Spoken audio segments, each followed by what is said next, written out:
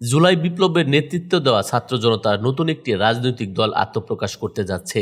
দল ঘোষণার আগে আগামী 15 ফেব্রুয়ারির মধ্যে সরকার থেকে পদত্যাগ করতে যাচ্ছেন অন্তর্বর্তীকালীন সরকারের তথ্য উপদেষ্টা নাহিদ ইসলাম, যুব ও ক্রীড়া উপদেষ্টা আসিফ মাহমুদ।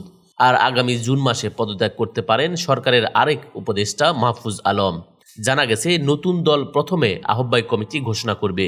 কমিটির সদস্য সচিব হতে যাচ্ছেন নাহিদ ইসলাম। ছাত্রদের নতুন দলের গণতন্ত্রের কাজ চলমান রয়েছে বলে জানা গেছে।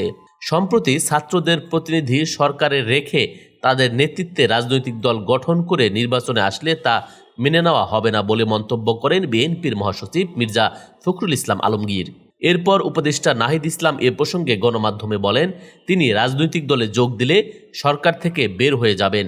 এ নিয়ে সরগরম হয়ে ওঠে দেশের রাজনৈতিক দল। জাতীয় নাগরিক কমিটির একাধিক নেতা জানিয়েছেন, আন্দোলনের শুরু থেকে প্রথম সারিতে নেতৃত্বে ছিলেন নাহিদ ইসলাম। সেই সঙ্গে তিনি ছিলেন জুলাই আগস্টের গণঅভ্যুত্থানের এক দফার ঘোষক। ছাত্র জনতার কাছেও তিনি অনেক জনপ্রিয়। News desk, ITV Bangla.